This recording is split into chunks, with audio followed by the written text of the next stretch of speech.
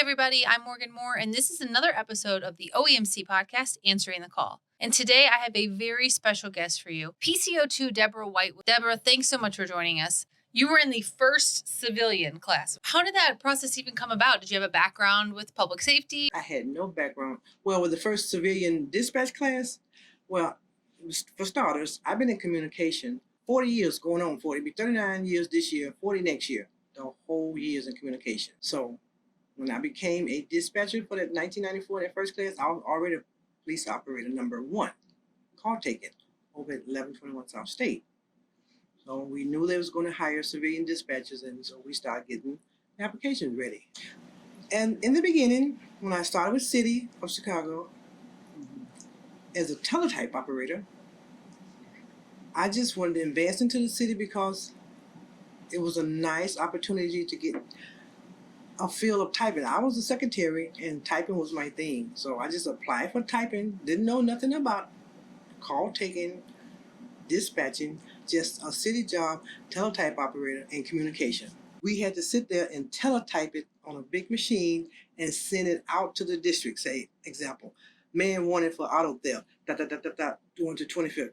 25th district, man wanted for auto theft. Send it 25. Took a type, include with the little tape that came out in the big old machine. Looking back, how have things changed here? Oh, the changes are tremendous. Okay, so, well, you know, the advancement with the computers. As far as pen and paper, we started out with pen and paper, writing. You started out doing with pen and paper. Everything had to be written down. When somebody said something, you had to write, and you had to keep writing. And then when the officer had football suits, you had to write that down. They go on east and west, they run eastbound, westbound. That was tremendous. Calling you in, citizen calling you in, you had to write what they say. Everything had to be written down, everything. What would you say to somebody who's thinking about making this their career? Obviously, it's something that you may have not thought of doing when you first started out, but you've done it for so long. It's in you. It's got to be in you. It truly has to be in you because it will take a toll. Yeah, it takes a special type of person, but there are those people out there. Yes, it's rewarding. It's rewarding to your mentally, and you have people's lives in your hand.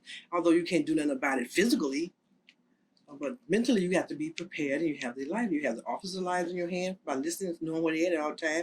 You mentioned you're in the zone, and you have this usually deal with the same officers on a daily basis. What is that like to have that connection, even if it is just over the phone? You talk to your officers and they go home safe, that's really rewarding. You talk to them on the air and they really upset and they hyper and so on. When they calm down, they go in the station, everything's back to peaceful, that's rewarding.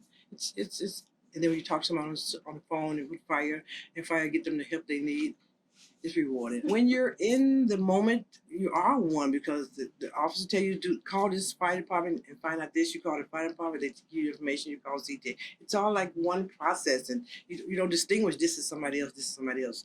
You're trying to get this peace restored again. You're trying to get a situation back under control. And so we are like one. When you look at that point, you look of saying, you know what, it's been a great career. I've done it all. It's time to hang up my hat. What are you going to miss the most here about OEMC? I'm going to miss the coworkers. We are a family. Even though we have outer people coming in, we have emergencies right in the family. This is really a family. We might have fights, but we're a family. When some go down, they come together. Right in your inside of here, the operation floor, they look out for one another. We've been through losses of loved ones, losses of coworkers. So we are a family within. Debra, thanks so much for joining us here.